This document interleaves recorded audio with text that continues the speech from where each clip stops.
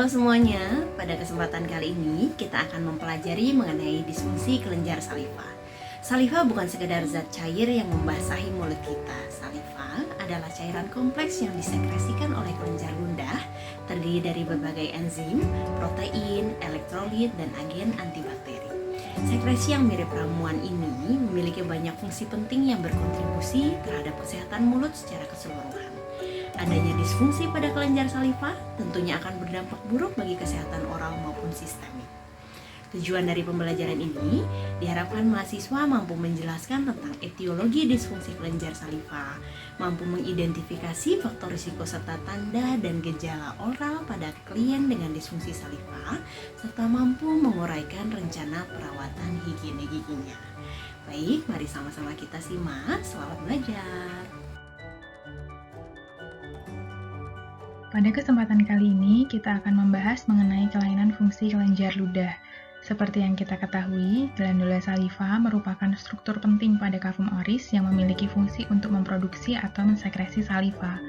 Saliva sendiri memiliki banyak sekali fungsi, sehingga adanya gangguan pada glandula saliva tentunya akan berpengaruh pada fungsi-fungsi tersebut, seperti kesulitan berbicara dalam waktu lama, gangguan pengecapan, terjadi perubahan rasa, kesulitan pada saat makan, adanya rasa sakit, pH yang rendah merupakan faktor risiko karies, dan kemudian juga rentan terhadap infeksi, terutama infeksi Candida albicans.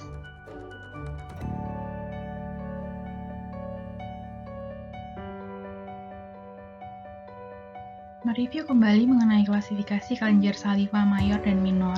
Apabila terdapat gangguan pada kelenjar saliva mayor, tentunya akan berbeda dengan gangguan pada kelenjar saliva minor. Sesuai dengan namanya, kelenjar saliva mayor ini berukuran besar, terdiri dari glandula parotidea, glandula submandibularis, dan glandula sublingualis. Ketiga kelenjar tersebut menyumbangkan sekitar 0,5 sampai 0,7 liter saliva. Lebih detail, jumlah sekresi terbanyak adalah glandula submandibularis, yaitu 60%, diikuti glandula parotidea 25%, dan glandula sublingualis hanya menyumbangkan 5%. Ini berdasarkan tipe sekresinya, glandula saliva dibedakan menjadi serus, mukus, dan mikus. Informasi mengenai inervasi, jika terjadi gangguan atau kerusakan nervus-nervus tersebut, tentunya juga dapat mempengaruhi fungsi kelenjar saliva. Glandula saliva minor sendiri terdiri dari glandula yang berukuran kecil, tetapi jumlahnya cukup banyak dan lokasinya tersebar di dalam kafum oris. Meskipun berjumlah banyak, namun hanya menyumbangkan sekitar 5-10% dari keseluruhan produksi saliva. Pada saat anamnesis, terdapat pertanyaan mengenai riwayat trauma saat di dalam kandungan. Jika ditemukan hal tersebut, dan terjadi pada minggu ke-6 sampai minggu ke-12, kita bisa mencurigai kemungkinan adanya gangguan fungsi. Karena pada waktu tersebut, kelenjar saliva sedang dalam masa pembentukan, yang meskipun tidak selalu apabila ada gangguan dapat mempengaruhi fungsi kelenjar saliva.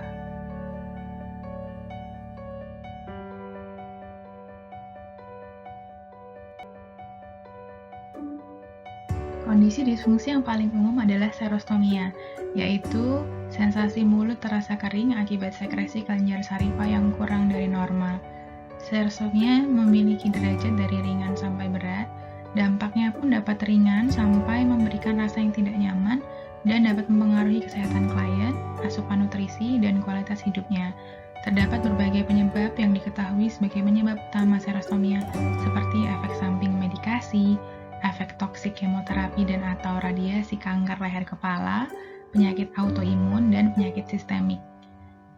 Serostomia dapat disertai dengan kandidiasis, perubahan pengecapan, glossodinia atau glossitis, yaitu nyeri pada lidah, sulit mengunyah, dan juga sulit menelan.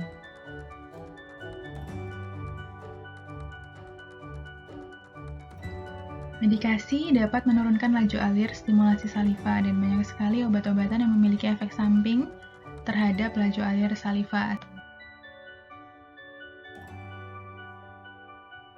Seperti yang kita ketahui, kemoterapi dan atau radioterapi memiliki dampak juga ke kesehatan secara umum.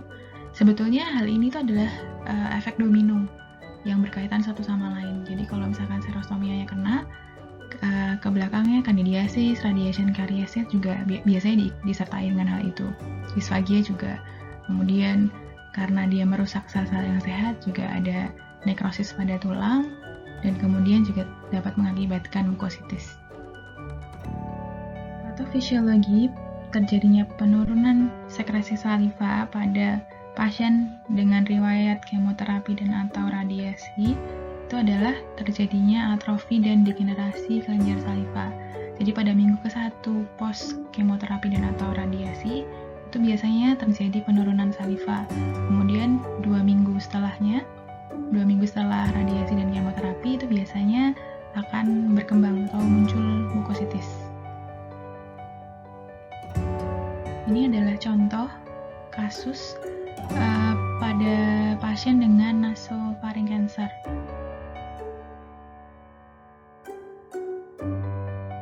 Penyebab ketiga adalah penyakit autoimun. Dan bagaimana patofisiologinya sampai bisa menyebabkan laju alir salivanya menurun? Itu karena limfosit akan menyerang sel-sel pada kelenjar saliva yang berfungsi untuk memproduksi saliva. Dan penyakit autoimun yang sangat berhubungan dengan serostomia adalah Sjögren syndrome, yaitu penyakit autoimun yang berdampak pada kelenjar yang memproduksi moisturizer. Tanda dan gejalanya, itu tanda gejala yang primer adalah keratoconjunctivitis zika dan serostomia, sedangkan penyakit pada jaringan ikat itu merupakan tanda dan gejala sekunder. Penyebab selanjutnya adalah penyakit sistemik, dan penyakit sistemik yang dimaksud adalah diabetes mellitus tentunya yang tidak terkontrol, kemudian ketidakseimbangan hormon, infeksi, dan kerusakan syaraf. Pada diabetes mellitus sendiri, akan terdapat banyak sekali komplikasi dan salah satunya adalah neuropati atau disebut neuropati diabetik. Nah, neuropati diabetik ini merupakan sekumpulan gejala yang disebabkan oleh degenerasi syaraf perifer atau otonom sebagai akibat dari diabetes mellitus. Hubungan antara serostomia pada penderita diabetes mellitus tipe 2 ini masih banyak menimbulkan kontroversi.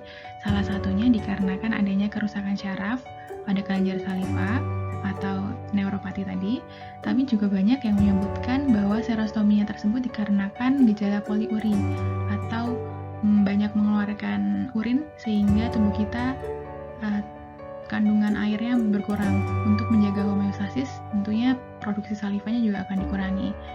Kemudian untuk hormonal imbalance seperti pada kasus-kasus menopause, untuk infeksi misalkan terjadi infeksi pada kelenjar saliva seperti parotitis, itu juga akan mengurangi produksi kelenjar saliva.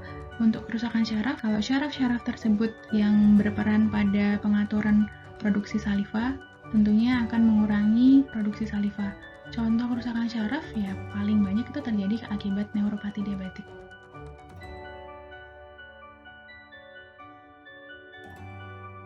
Sebelum melakukan manajemen disfungsi kelenjar saliva, kita harus bisa menentukan dulu apakah klien ini mengalami kondisi disfungsi tersebut atau tidak. Dan salah satu hal yang bisa kita lakukan untuk menegakkan diagnosis adalah dengan pemeriksaan subjektif.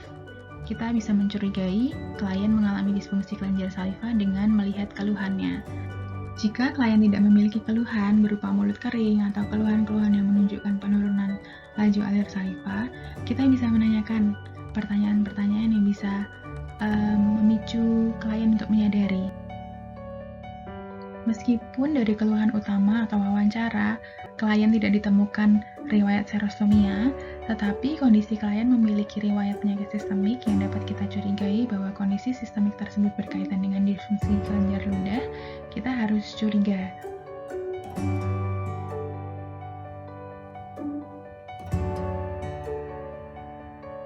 Jika kita tadi menemukan serostomia dari pemeriksaan subjektif, kita juga bisa mengetahui dari pemeriksaan objektif, seperti apabila terjadi peningkatan karies, terutama pada area servikal dan juga insisal, kemudian margin gingivanya halus atau glassy, kemudian terdapat kandidiasis oral, dapat glositis, kemudian terjadi atrofik bukal mukosa, kondisi di mana terdapat sensasi mulut terbakar dan cenderung menunjukkan keratinisasi pada mukosa bukal, kemudian kaca mulutnya menempel pada mukosa bukal pasien, salivanya berbuih atau berbusa, atau tidak tampak saliva tergenang pada dasar mulut.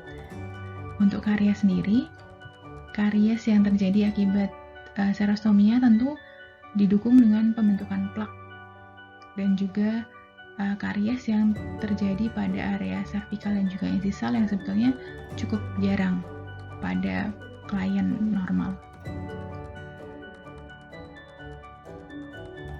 Kandidiasis oral itu merupakan infeksi oportunistik yang paling sering terjadi pada kondisi serostomia. Karena seperti yang kita tahu, saliva memiliki peran yang penting pada homeostasis oral karena mengandung antimikroba seperti lisosim, laktoperoksidase, imunoglobulin, histatin, laktoferin, dan histatin sendiri memiliki fungsi sebagai antifungal yang poten. Objektif, kita juga bisa melihat ke lidah. Lidah biasanya mengalami glositis, seperti namanya, glositis adalah inflamasi atau peradangan pada lidah dan dapat menyebabkan lidah menjadi membengkak, berubah warna, dan mengalami atrofi papila.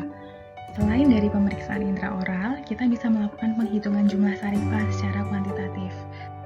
Kondisi serostomia itu beberapa literatur membedakannya dengan kondisi hiposalivasi. Hiposalivasi itu laju alir salivanya lebih rendah dibandingkan serostomia. Dan tentunya pada kondisi hiposalivasi manajemennya juga akan berbeda dengan serostomia.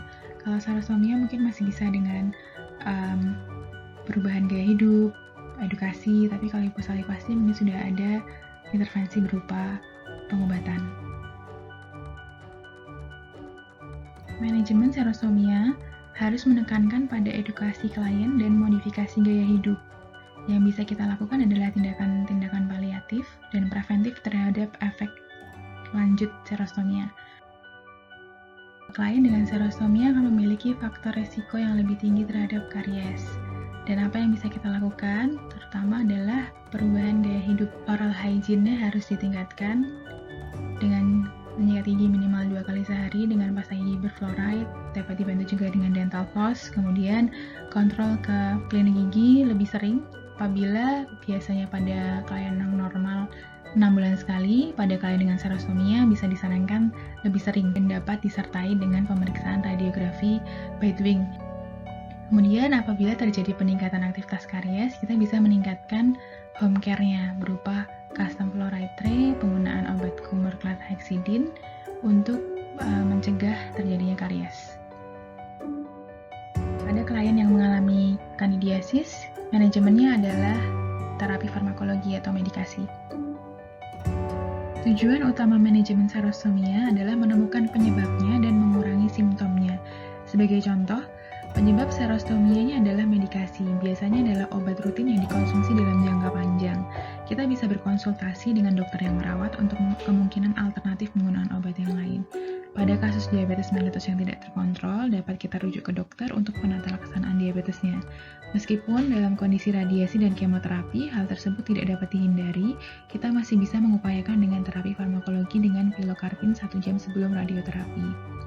Selain itu, kita harus mengedukasi klien untuk bisa menggunakan saliva buatan atau artificial saliva, kemudian mengkonsumsi makanan yang memiliki kandungan air yang tinggi seperti buah-buahan, semangka, melon, buah naga, kemudian bisa diinstruksikan untuk sering minum, dapat dibantu dengan mengunyah permen karet bebas gula untuk menstimulasi saliva, kemudian menggunakan pelembab bibir setiap 2 jam, melakukan oral hygiene dengan baik, tidak meminum alkohol dan merokok karena akan memperparah serostomia, dan dapat menggunakan humidifier pada saat malam atau pada saat tidur.